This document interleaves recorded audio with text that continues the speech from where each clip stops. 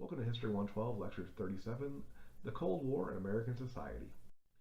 Now, with the end of World War II, there is a need to go back to normal, so to speak, and Truman is going to attempt to quickly do that, but there are going to be some problems that are going to ensue.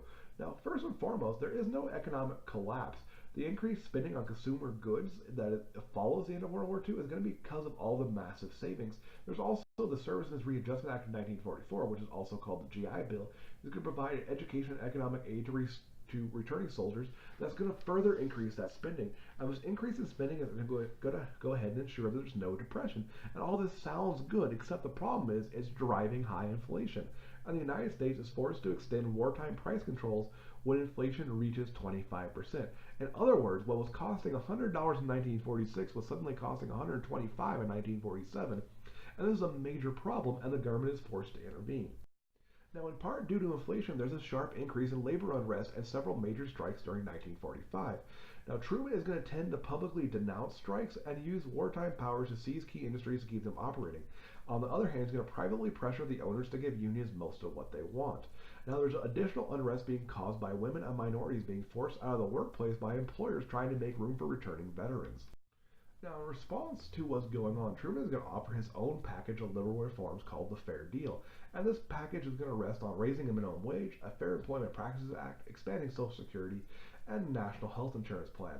But this Fair Deal is going to be opposed by Republicans who are going to gain the majority in both houses of Congress in 1946, and the Republicans who come in are going to seek to reduce government spending and economic controls, cut taxes for the wealthy, and ensure limited, if any, wage increases.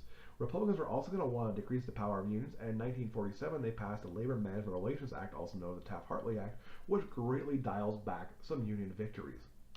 Now, Truman is going to try to make his re-election about liberal reforms, but people are seeing him as weak, and two important factions of the Democratic Party are going to refuse to fully support him. First, there are the progressives within his own party, and then the Southern Democrats, who split off and call themselves Dixiecrats.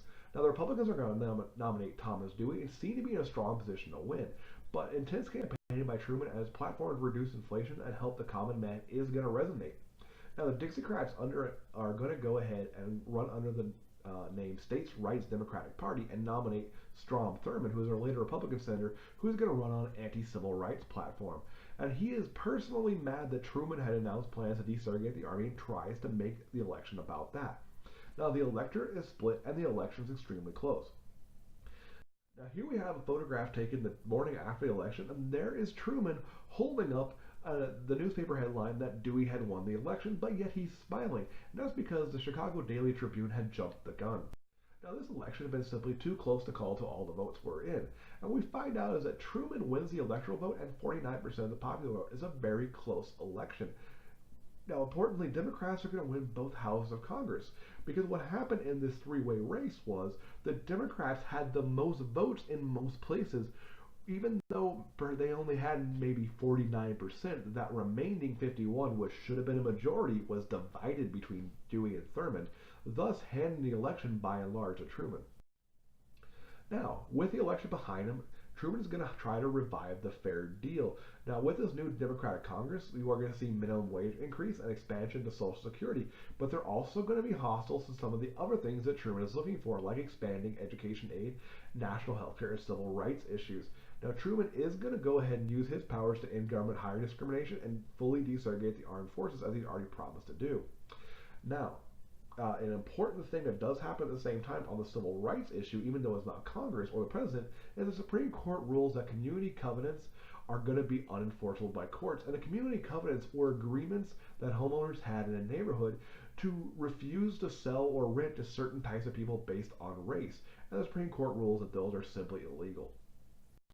So what's the big idea here? Well, first and foremost, Truman must win re-election to get a lot of things done, and he wants some new reforms, and he's going to get some of them, but not all. Not even his own party supports him as far as he wants to go. And what this is going to mean is, while there's going to be economic gains, you're going to see things like civil rights only make limited progress. See you in the next lecture.